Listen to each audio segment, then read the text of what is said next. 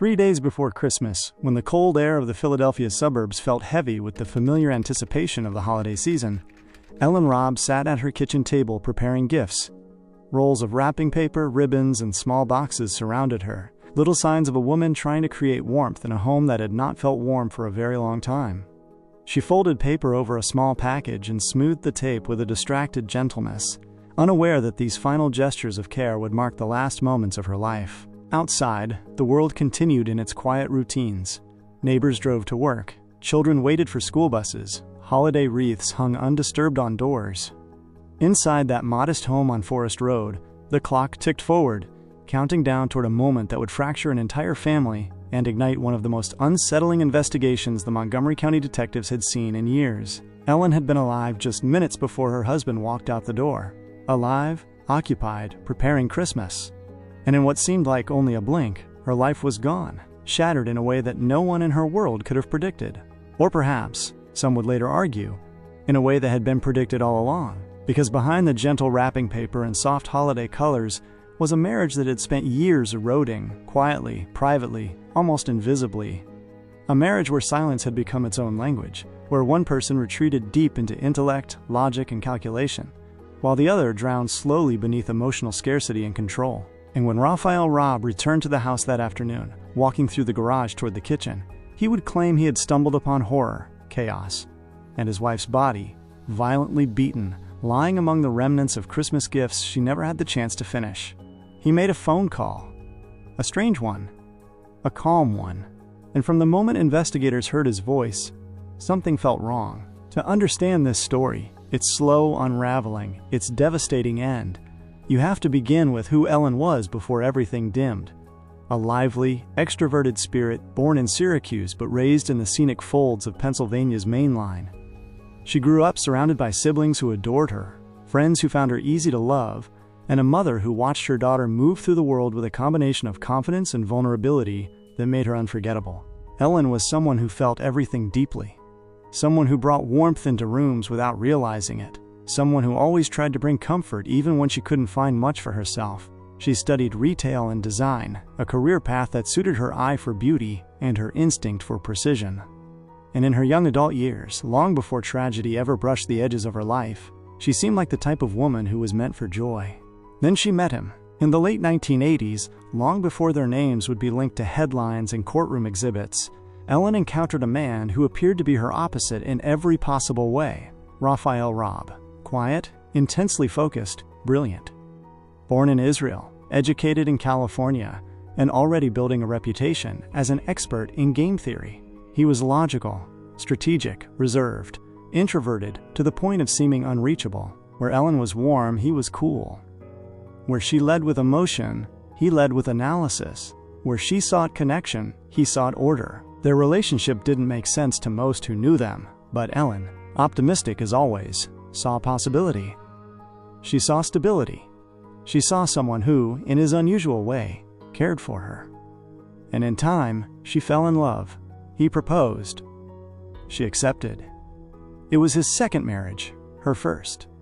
And for a brief period, in that hopeful space where new marriages try to build their own rhythm, it seemed like they might find balance. But patterns emerge. And people reveal themselves. The early years brought cracks, arguments, tension, growing distance. But everything shifted when Ellen became pregnant. Their daughter, Olivia, arrived and instantly became the anchor neither of them had been able to create for themselves. She was a bright spot in their lives, a small miracle that held the fragile marriage together far longer than it might otherwise have survived. But even with a child, even with years passing, the marriage did not heal. It simmered. It strained. It grew cold, and by the winter of 2006, 16 years in, something was ready to break. On the morning of December 22, 2006, the Robb household followed a routine that, on the surface, appeared harmless. Raphael drove Olivia to school. He returned home briefly, seeing Ellen one last time before leaving again. She was at the kitchen table, wrapping presents. She looked calm, focused. Nothing about the scene suggested the violent future that awaited her. According to Raphael's later account, he lingered only briefly before heading out again around 9:20 a.m., stopping at a local market, then at a convenience store. and eventually ending up on the University of Pennsylvania campus to drop off some paperwork. His timeline, he insisted, was ordinary, mundane even, but time has a strange way of revealing truths. By early afternoon, Raphael claimed he returned home. He entered through the garage and walked toward the kitchen. There, he said, he found Ellen, motionless, bloody, brutally beaten. The wrapping paper beside her was stained red. Gifts remained half-finished. The house was still, silent, suffocating. He did not call 911.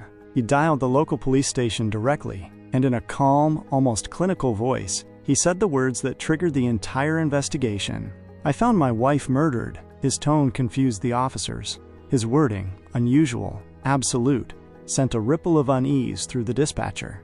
And when he added, with eerie clarity, "Her head is cracked," investigators noted something he could not have known, unless he had already inspected her closely, or had known exactly how she died. When officers arrived, they had questions. Many. The scene inside the Robb home was chaos concealed beneath the illusion of order. Wrapping paper, bows, and gift boxes still sat on the kitchen table. A trail of blood extended from Ellen's body toward the garage. There was a broken window and a side door, glass scattered neatly, almost too neatly, across the floor. To an untrained eye, it might have seemed like a burglary, but the detectives who stepped into that home were not inexperienced. Many had spent years in Philadelphia investigating some of the city's most violent crimes, and the moment they examined the scene, their instincts screamed contradiction. A burglar? Here? In this affluent suburb? In broad daylight? If someone wanted to rob a home, the house across the street, empty, with a delivery package left untouched, would have been a far easier target. Ellen's car in the driveway indicated someone was home. Thieves don't typically elect to break into an occupied residence when safer options sit only feet away. But the most telling detail wasn't outside. It was the broken glass inside the house, untouched, unstepped on, undisturbed. If an intruder had smashed the window and climbed in, they would have walked through the shattered pieces. But the glass looked almost staged, a prop placed carefully to support a story that wasn't real. And detectives immediately noticed something else. The house was cluttered, stacked wall to wall with boxes, unopened items Ellen had purchased online, still sealed in their packaging. Not one of them seemed disturbed. Nothing appeared stolen. Nothing looked rifled through. If burglary had been the motive, someone had done a terrible job. As investigators examined Ellen's injuries, they reached a chilling conclusion, one that directly contradicted the assumption Raphael claimed to make on the phone. This was not a gunshot wound. There was no bullet, no casing, no firearm. Ellen had been attacked violently, repeatedly, with a blunt instrument. Her injuries were catastrophic, devastating, personal. This wasn't the mark of a stranger. This was the mark of rage. Back at the hospital, as detectives began questioning Raphael, they were confronted with his unnervingly calm demeanor. He did not cry. He did not break. He simply recited details as though they were facts from a lecture. He agreed to hand over his clothing. He volunteered his DNA. He allowed his hands to be swabbed for gunshot residue. He spoke freely, but with a calculated precision that seasoned detectives recognized instantly. And he refused one thing, a polygraph. Not because he objected to the process, he said, but because his anxiety would cause him to fail.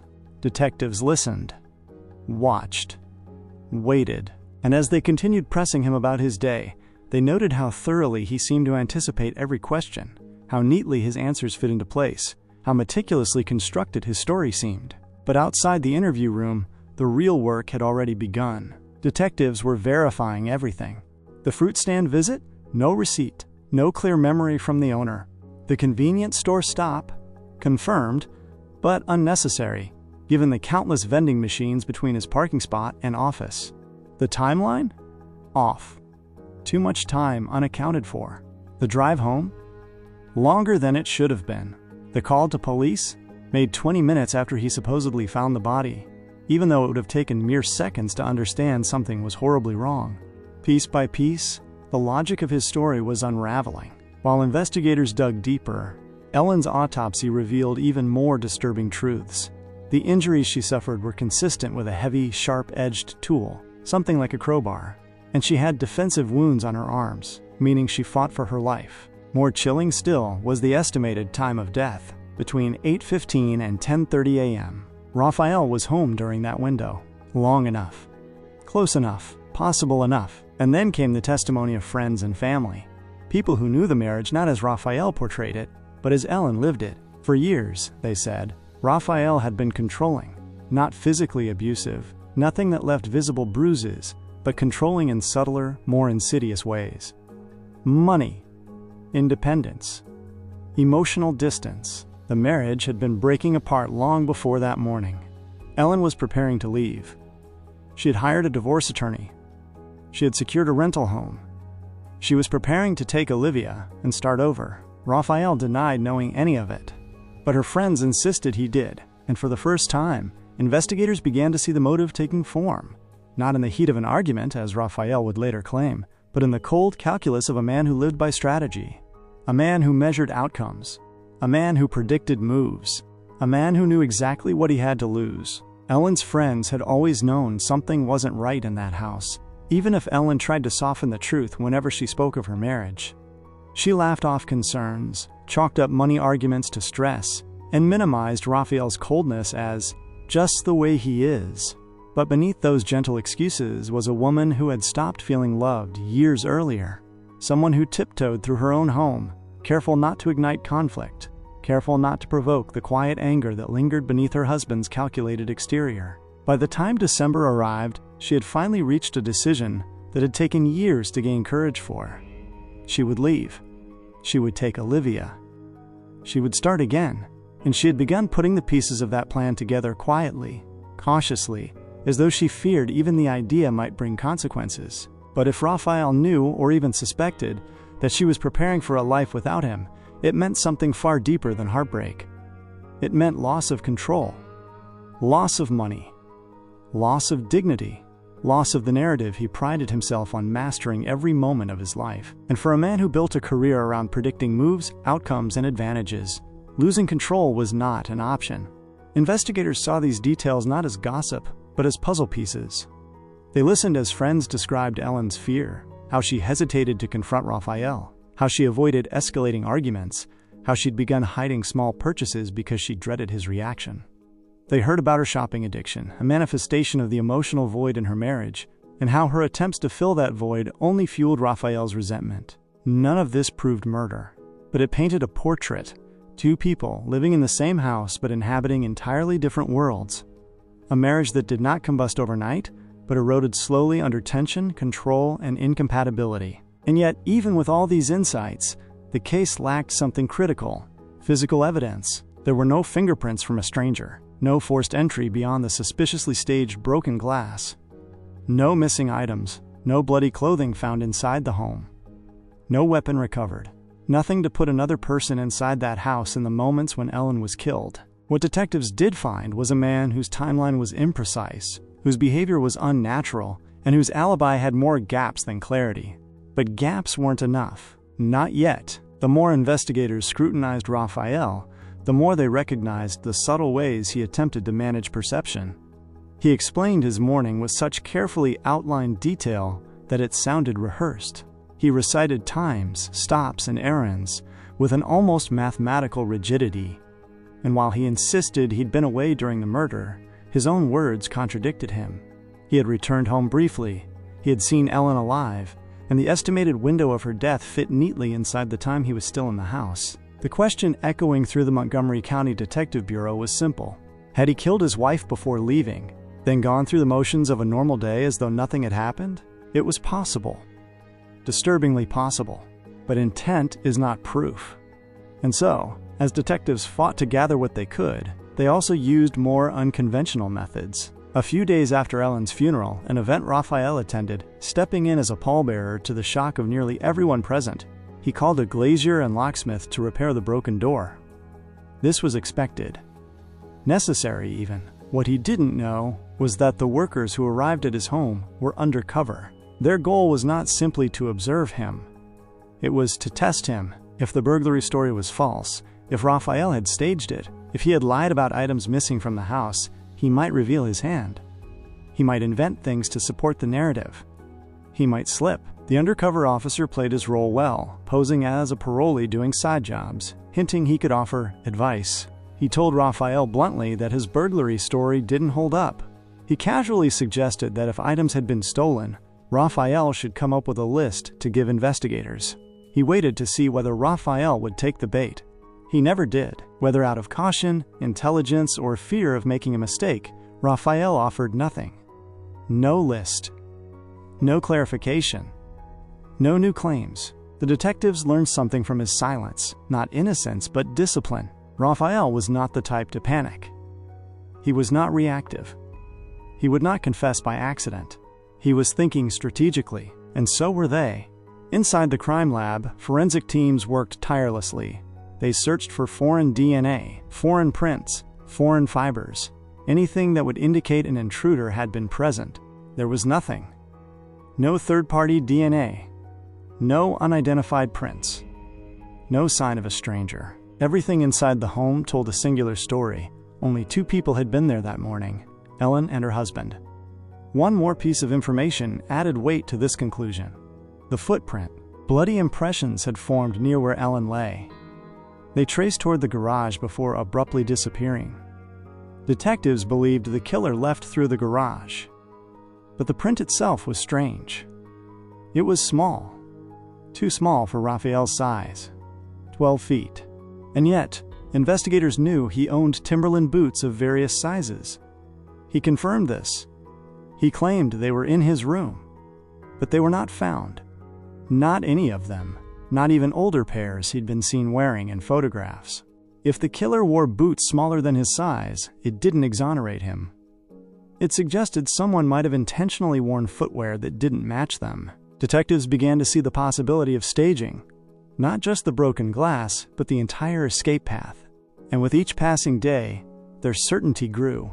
They knew who had killed Ellen. They just needed enough evidence for it to stand in court. When investigators finally arrested Raphael Robb, charging him with 1st and 3rd degree murder, the reaction outside the courthouse was swift. Friends and family of Ellen stood firm in their belief. Raphael was guilty. He had controlled her life for years, and now he had taken it. Ellen's family, especially her brothers Greg and Gary, had long been worried about her. And now, grief turned into determination. They wanted justice, not just for Ellen, but for Olivia, the 12-year-old girl suddenly left without a mother. But while the community braced for a dramatic trial, Raphael's defense team began crafting their counter-narrative. They argued that the prosecution was relying heavily on emotion, not evidence. They pointed out the lack of blood in his car, the lack of bloody clothing, the lack of a weapon, the lack of any trace tying Raphael physically to the attack. They argued reasonable doubt, and as months passed, it became clear that bringing this case to trial would take years. Years Raphael would spend waiting in custody. Years in which evidence could be challenged repeatedly. Years before Ellen's family would get any answers. Then, something unexpected happened. The prosecution weakened. They needed an expert to testify that Ellen's killing was a crime of passion. But without the ability to present certain psychological testimony, their case grew vulnerable. Appeals loomed on both sides. Delays threatened to stretch endlessly, and in the middle of it all stood Raphael, calculating the odds. He reassessed. He changed strategy. He took a plea deal. It was a moment that stunned nearly everyone following the case. After months of proclaiming innocence, Raphael Robb stood before a judge in November 2007 and admitted guilt, not to murder, but to voluntary manslaughter. He said he and Ellen argued over their daughter that morning. He said she pushed him. He said he snapped, grabbed a chin-up exercise bar and struck her repeatedly. He said it had not been planned. He said it was the heat of the moment. He said everything prosecutors needed him to say to accept the plea. And for a man without a criminal record, the sentence was shockingly light, 10 to 20 years, with the possibility of parole after just 5. For the first time since Ellen's death, her family felt something deeper than heartbreak. They felt betrayed. To them, the plea was not justice. It was convenience. And they weren't done fighting. The civil trial brought something the criminal case never did: full exploration, full scrutiny, full narrative. This time, Ellen's family had a voice. This time, they were allowed to show evidence the original prosecutors had largely ignored. Evidence that painted a different picture. Evidence that suggested planning, not passion. One piece stood out: the hazmat suit. Found in Raphael's trunk, Still sealed in its packaging, the suit raised chilling implications. Why would a professor of game theory need one? And if he had one unused, did he have another that had already been used? Was the lack of blood evidence not proof of innocence, but proof of preparation? And then, the missing crowbar. Years earlier, Ellen's brother Art had helped organize their garage. He remembered the tools on the rack. He remembered the crowbar. After the murder, it was gone. Combine that with the timing, the staging, the cleanup, and the calculated behavior, and Ellen's family believed the truth was clear. This was not a sudden act of rage.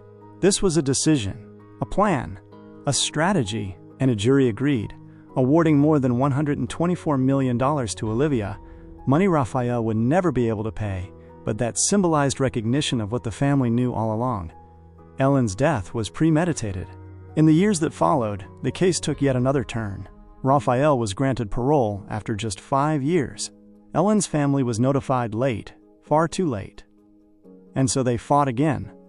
They appealed. They demanded reconsideration. And for the first time in Pennsylvania history, a parole board reversed itself. Raphael's release was canceled. He served his full 10-year sentence. He walked out of prison in 2017, a free man, but not a forgiven one. He moved quietly to a suburb of Pittsburgh. Olivia ended all contact with him, choosing distance over pain. And Ellen's family turned their loss into law.